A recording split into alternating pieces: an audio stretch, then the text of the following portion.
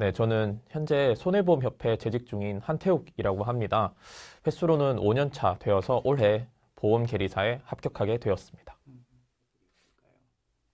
네, 우선 교수님들이 다들 되게 우수하시고 뛰어나시다는 게 좀 보장된다는 점이 가장 주요한 것 같고, 두 번째로는 교재나 보험연수원에서 직접 쓰는 교재들 역시도 사실 양질의 퀄리티를 자랑하고 있어서 뭐 실제 수업 목적성이나 이런 게 잘 맞아서 좋은 것 같습니다.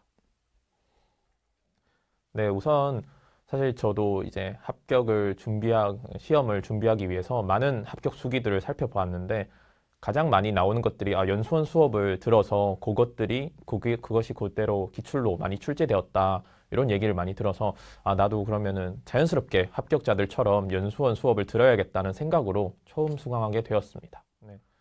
사실 보험 계리사 2차 과목은 5과목인데 각자 특성이 조금씩 차이가 있습니다. 뭐 계리 리스크 관리라는 과목은 순전히 이제 글로 서술형으로 써야 된다는 점에서 평소에 글 쓰는 연습이 필요하고, 보험 수리학은 상대적으로 수리를 활용하는데 제가 생각할 때 보험 수리는 단순히 그냥 계산을 하는 수리보다는 어떤 정확하게 문제를 해석해내는 해석 능력이 상당히 중요하다고 생각합니다. 계리 모형론은 어떤 통계적인 기본 지식이 필요하고, 재무관리 및 금융공학 등도 역시 재무관리의 지식이 필요하기 때문에 각각 과목별 특성에 맞춰서 공부하는 게 가장 중요하다고 생각합니다.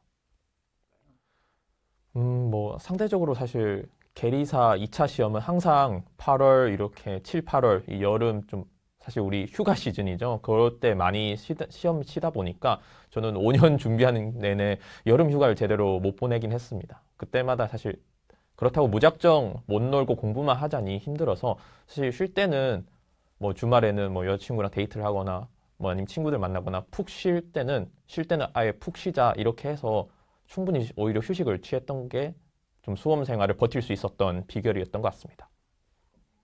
네.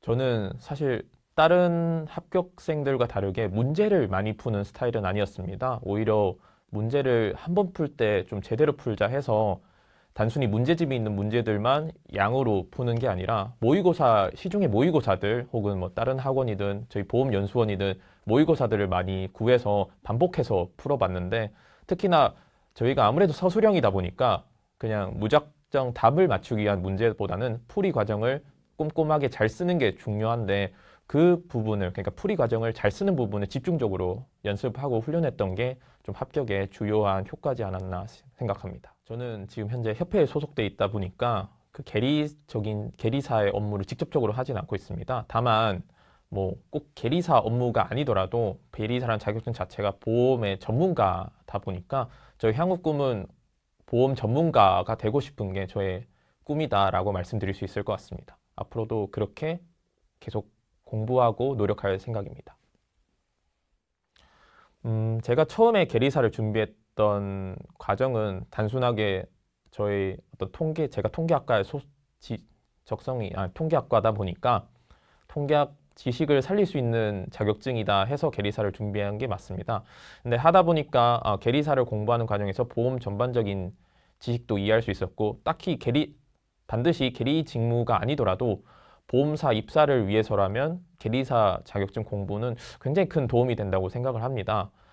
또한 이제 준비하는 과정에서 사실 힘드시거나 이럴 수 있는데, 저처럼 이제 회사를 다니면서도 충분히 이제 자격증 공부를 해도 붙을 수 있기 때문에 혹여나 이제 반드시 자격증을 취득해야지만 취직을 할 수 있다 이런 식의 편견보다는 회사를 다니면서 공부를 하면서도 같이 자기 개발도 할 수 있는 자격증이구나 이렇게 생각을 해주시면 될 것 같습니다.